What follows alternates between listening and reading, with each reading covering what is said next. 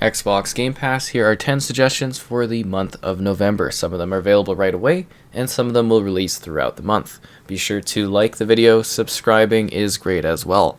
So first up, we have Pentiment, which is the latest Obsidian title, a passion project featuring a narrative-driven adventure with deep choice-driven moments throughout. It is definitely a role-playing type experience where you take on the role of this artist that is stuck amidst a bunch of murders. I know, crazy. There's murder in the air, and it takes place over a couple decades. So time changes, things change, but one thing stays at the center. That is the murders, obviously. I mean, people are dying, and you're kind of thrown into the middle of this and trying to figure out what's going on. You make, again, a lot of choices. You will dive into the mystery, you will investigate, you will use your time wisely, or maybe not wisely, and there's a lot of things at stake. This is Insurgency Sandstorm. Think Call of Duty, but tactical and really intense. A bullet or two will knock you down. It features a bunch of objective-focused gameplay where you go about battling others in an attempt to, well, really just win the match. There's a lot of progression, free unlocks in regards to customizing your individual soldiers. There's different classes, there's different types of combat. It's really quite gripping, it's tense, it's exciting to play, and it's definitely got a different type of warfare style to it, which again I kind of compare a little bit more to the Call of Duty style of play, but just in the fact that you gotta slow down, you gotta place your shots, you gotta be careful with your weapons, because there is a lot of intense action going on. And as I said, you don't take too many bullets, you literally take one or two and you're just, whew, you are out of there. But it really is a great game. It's got excellent elements of strategy, tactical play, and excitement to it that I think is very, very well done. A great shooter. Very, very good. Here is Somerville. So this is similar to, say, Limbo and Inside, where it is very much a sort of silent in regards to voice, but very much showing you kind of experience and story that you are working through with light puzzles throughout the experience. There's a bit of a war of the worlds going on, and you are trying to figure out where your family is. You play as a father that awakens after a terrible initial conflict, and you are thrown into the middle of this scenario, basically with just the focus of finding your kid and your wife. Where'd they go? What happened to them, what is going on. And it doesn't directly tell you the sort of thing you enjoy and engage with it as the story progresses. It's not something that's too long to play, and it is one of those ones that does make you think a little bit about what's going on and what has happened in this scenario. This is Vampire Survivors. So this game, I still really don't get. A lot of people just love this one.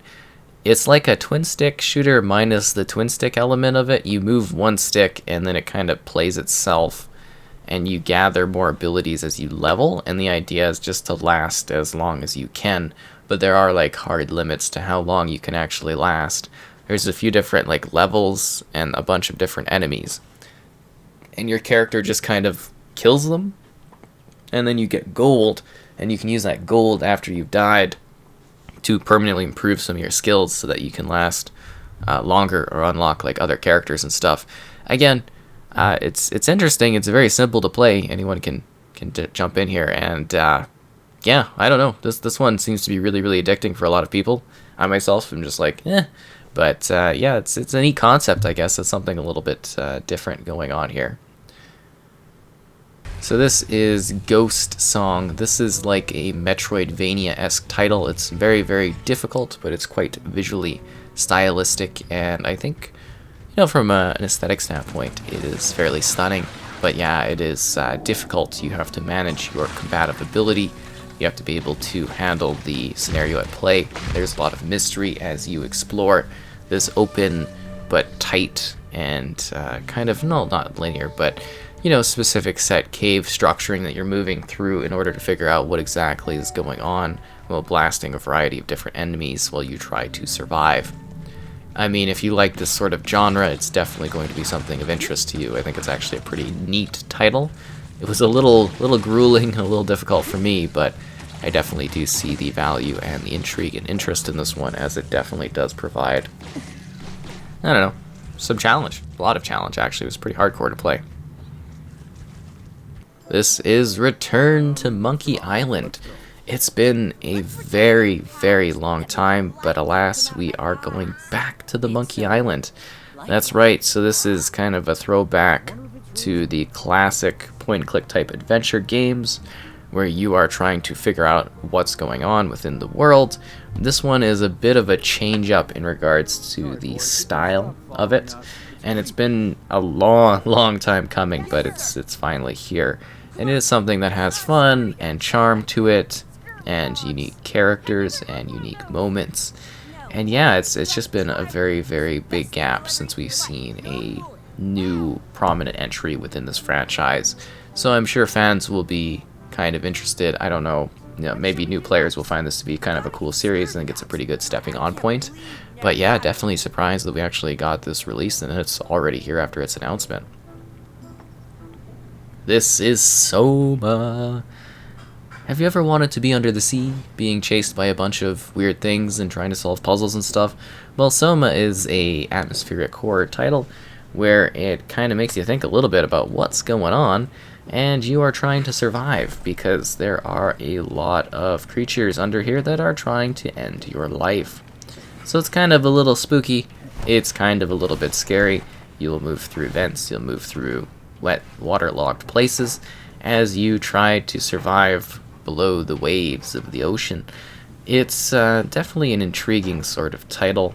I mean, it definitely throws you into a perspective from which you can really feel the horror and the terror around you.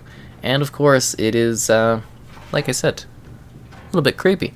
Yeah, a little bit creepy for sure. I mean, I think it nails the atmosphere and the style and everything like that, and I think it's a pretty cool little horror title.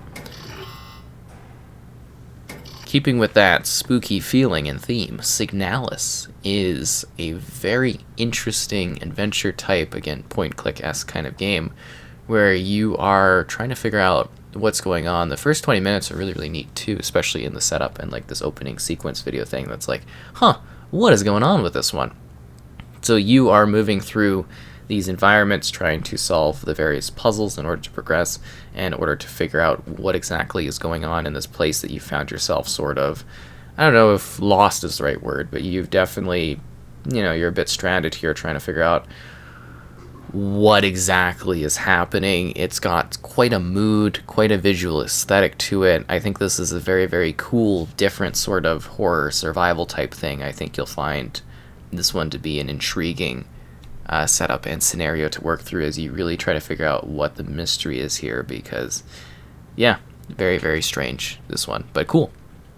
Here is Gunfire Reborn. This is another one of those ones where you go, you shoot a bunch of stuff, and then you keep coming back and you shoot more stuff as you get better weapons throughout your progress and through your plays, and it's kind of like random and everything like that. You're always going to have different scenarios, different combat, different setups. It definitely is something that is unique and kind of different if you like, the sort of take on shooters, the whole roguelite type thing. I think you'll find that kind of cool, and there are elements of like, you could kind of go at it alone, you can go at it in like groups, which is kind of cool. So you could play it your sort of way, which I think is kind of a neat offering within this sort of thing. And yeah, it does actually play pretty well, and it actually is pretty cool. And it's procedural in its setup, so there's always different, scenarios. It's always fresh every time you go at it. Every challenge is going to be a little bit different. It'll feel familiar, but yet at the same time, you're going to have a fresh experience when you go at it and you blast away the foes in your way. This is Phantom Abyss. So this is kind of Indiana Jones meets a parkour sort of system of shadows and or shapes of other people that have gone through and battled in this area before you. You will be dodging traps, dodging hidden secrets, and trying to find lost relics and idols along the way. There are many things to discover, many challenges to be had, and it's kind of a neat concept. I don't know if it's going to be something that like everybody dives into like crazy, but it's definitely kind of cool, definitely kind of a little quirky, and definitely a little bit of fun, and you just get to whip your way through everything. So if you're into whips, you're into tomb raiding, you're into the Uncharted lifestyle of being like Indiana Jones, this might be something of interest to you. Anyways, those are the suggestions for the month. We'll be back again next month with another listing of Game Pass titles. Once again, liking the video is great, subscribing is great as well, and I'll see you out there in a wide variety of different games that are available with this month, and these were some of my highlights.